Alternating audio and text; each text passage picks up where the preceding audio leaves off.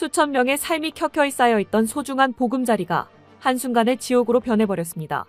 홍콩 타이포 지역의 왕푸코트 아파트 단지가 화염에 휩싸이면서 28일 오전까지 최소 94명이 목숨을 잃었고 70여 명이 부상을 입었으며 300명에 가까운 주민들이 아직까지 실종 상태로 남아있습니다. 가디언과 로이터는 이번 화재를 수십 년 만에 홍콩에서 발생한 최악의 참사라고 규정했습니다. 왕푸코트는 1983년에 지어진 31층짜리 중초고층 아파트 8개 동으로 이루어진 대규모 주택단지입니다. 2000세대, 4,600명 넘는 주민이 이곳에 살고 있었고 그중 3분의 1 이상이 65세 이상 고령자로 알려져 있습니다. 수많은 이들이 삶을 꾸려나가던 이곳이 전쟁터보다 참혹한 재난 현장으로 바뀌게 될 것이라고 누구도 상상하지 못했는데요. 26일 오후 2시 50분 무렵 아파트 단지 한 구석에서 외벽 비계에서 처음 연기와 불꽃이 올라오기 시작했을 때만 해도 사람들은 금세 소방차가 출동해 불길을 잡을 것이라 믿었습니다. 느긋하게 창문 밖으로 불구경을 하는 사람들도 많았었죠. 허나 초기 화재 진압은 제대로 이루어지지 못했고 단 몇 분 만에 상황은 돌이킬 수 없을 정도로 급변하기 시작했습니다. V자 모양으로 배치된 8개 동 가운데 맨 앞 동 건물에서 시작된 불길은 순식간에 위로 치솟기 시작하더니 양옆 건물로까지 옮겨붙어 버렸습니다. 그리고 저녁 7시가 넘자 8개 동 가운데 7개 동 전체가 거대한 불기둥으로 변해버리고 말았죠. 건물 외벽을 감싸고 있던 초록색 공사용 그물망이 불에 타면서 뜨거운 바람에 실려 옆 건물로 흩날렸고 그 불씨가 다시 비계와 외벽 자재에 옮겨붙으면서 단지 전체로 화염이 번져 나간 것이었습니다. 초기에는 1단계에 불과했던 화재 경보는 오후 3시를 조금 넘기면서 곧바로 3단계로 상향되었고 3시 34분에는 4단계로 치솟았습니다. 저녁 6시 22분에는 홍콩에서 발령할 수 있는 최고 수준인 5단계 경보가 내려졌습니다. 왕푸코트의 마찰로 7채가 통째로 횃불이 되어 홍콩 밤하늘에 거대한 그림자들 들이우며 도시를 공포로 몰고 갔습니다. 슬리퍼 차림으로 간신히 대피한 사람들은 미처 빠져나오지 못한 가족이 아직 안에 남아있다고 울부짖었습니다. 차도로 뛰어나온 한 노인은 아내가 아직 안에 있다며 절규를 쏟아냈죠. 통곡과 비명으로 거리가 가득 찼지만 사람들의 애원과 상관없이 불길은 오히려 더 거세게 치솟았습니다. 미처 탈출하지 못한 이들은 손전등이나 휴대폰 플래시를 흔들며 자신의 위치를 알렸고 연기로 가득 찬 계단으로 대피하다 중간에 쓰러지는 이들이 속출했습니다. 수백 명의 사람들이 건물에 갇혀 있었지만 구조의 손길은 너무 늦거나 아예 닿지도 못했는데요.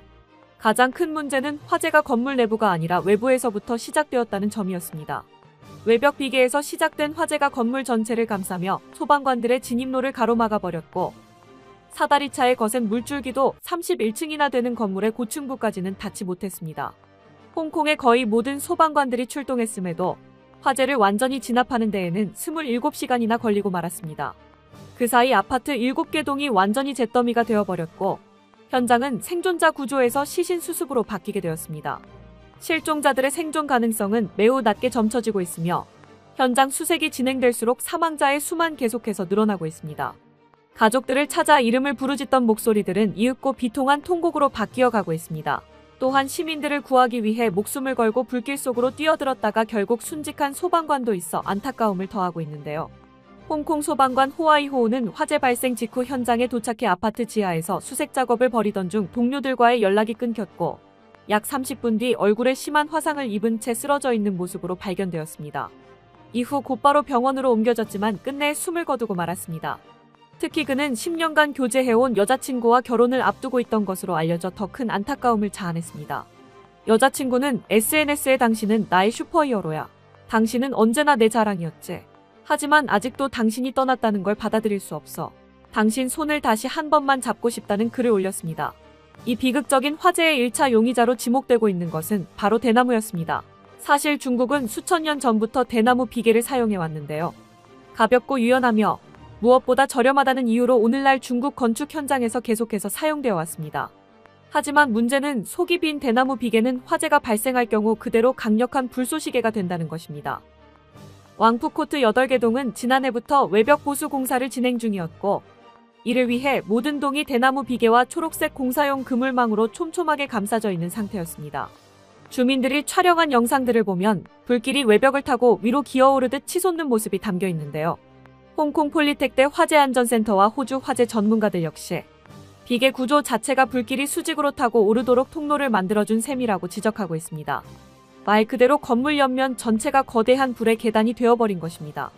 바짝 건조된 대나무 기둥과 그 위를 감싼 나일론 그물 그리고 창문을 막아놓은 흰색 스티로폼 보드까지 불이 붙기에 최적의 조건들이 합쳐져 건물 전체를 거대한 횃불로 만들어버렸습니다. 원래 이런 대형 건축물은 방화문과 방화 구획으로 층과 공간을 나누어 놓아 한 층에서 발생한 화재가 다른 층, 다른 구획으로 쉽게 번지지 않도록 설계되어 있습니다. 허나 이번 화재에서는 외벽에 빽빽하게 설치된 이 비계들이 불길이 좌우, 위아래로 이어주는 통로 역할을 하면서 건물 전체를 연결하는 불의 고속도로를 만들어버린 것입니다. 수백 명의 주민이 미처 대피하지 못하고 불길 속에 갇혀버린 이유가 여기에 있습니다. 여기에 홍콩 특유의 강한 바닷바람은 상황을 최악의 방향으로 밀어붙였습니다. 타이포는 홍콩에서도 바닷바람이 강하게 들어오는 지역인데 사고가 발생한 그날 역시 바다 쪽에서 불어온 강풍이 불꽃과 뜨거운 공기를 바로 옆동으로 밀어넣었습니다. 이렇게 불길과 연기, 뜨거운 공기가 건물 사이를 오가며 굴뚝 효과를 만들었고 건물 전체가 불길과 연기에 휩싸이며 생존자들이 버틸 수 있는 조금의 공간도 남겨두지 않았습니다. 사실 현지에서도 이런 대나무 비계가 위험하다는 문제 제기를 꾸준히 해왔었습니다. 현지 언론에 따르면 지난 6년 사이 대나무 비계와 관련된 사망사고가 22건이나 발생했었다고 합니다. 그럼에도 불구하고 대나무 비계는 전통적 공법과 저렴한 비용을 이유로 계속 쓰였고 제대로 된 규제나 전면적인 전환 논의는 결국 뒤로 밀려 있었습니다. 게다가 이번 공사를 맡았던 업체가 이전에도 안전 위반 전력이 있었다는 사실이 드러나며 결국 언젠가 터질 수밖에 없는 사고였다는 말이 나오고 있는데요. 결국 주민들의 질문은 지금의 홍콩을 만든 중국 중앙정부 베이징으로 향하고 있습니다. 2019년 시작된 홍콩 민주화 운동이 베이징의 강경 대응으로 좌절된 이후 홍콩은 국가보안법 체제 아래 본격적인 치안 안보 우선 모드로 들어갔습니다. 평화적인 비판과 시민 활동조차 감시의 대상이 되면서 목소리를 내는 것 자체가 위험한 일이 되었고 프리덤 하우스와 국제인권서비스의 보고서에서는 국가보안법 시행 이후 홍콩에서 시민사회단체, 노조, 전문가 그룹이 급속히 사라지고 정부를 감시 견제하던 기능이 사실상 붕괴했다고 평가합니다. 즉, 예전 같으면 입법회, 구의회, 시민단체, 언론이 달려들어 따졌을 안전 문제들이 이제는 공공연히 묻혀버리게 되었다는 것이죠. 이 변화는 정치 뉴스에만 머무르는 이야기가 아니라 이번 화재 같은 현실적인 문제로 이어지고 말았습니다. 사건 이전부터 주민들은 비계 안전 문제, 인부들의 흡연과 꽁초 투기, 자재 관리 부실 등에 대해 여러 차례 민원을 제기해왔다고 증언했습니다. 하지만 이런 문제를 다루어야 할 주민 대표 조직, 노동단체, 지역 정치인, 독립 언론이 국가보안법 이후 급속히 위축되거나 사라져버렸습니다. 아시아 전문가들은 국가보안법 이후 홍콩 정치가 충성 경쟁 구조로 재편되면서 정책 논쟁보다 안보와 애국을 앞세우는 프레임이 모든 이슈를 덮어버렸다고 지적했습니다. 이는 즉, 노후 공공주택, 건축 안전 규정, 노동 현장의 관행 같은 지루하지만 중요한 문제들이 정치의 중심에서 빠르게 밀려났다는 뜻입니다. 초동 대응의 총체적 실패 역시 같은 맥락에서 이해할 수 있습니다.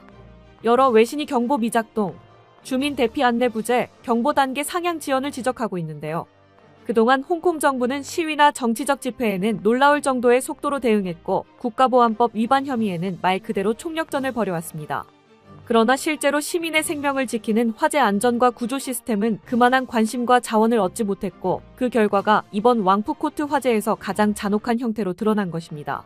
당연히 주민들의 분노는 현 홍콩 정권과 그 뒤에 있는 중국 중앙정부로 향하고 있습니다. 특히 타이밍이 최악이었습니다. 홍콩 입법원 선거, 사실상 국회의원 총선거에 해당하는 선거를 열흘 앞둔 시점에서 이런 대형 참사가 터지면서 애써 눌러두고 있던 홍콩 민심이 다시 크게 흔들릴 가능성이 커졌기 때문입니다. 홍콩 주요 정당들이 선거운동을 중단하고 선거 일정 연기까지 검토하며 민심 달래기에 나서는 것도 이런 위기감을 반영하고 있습니다.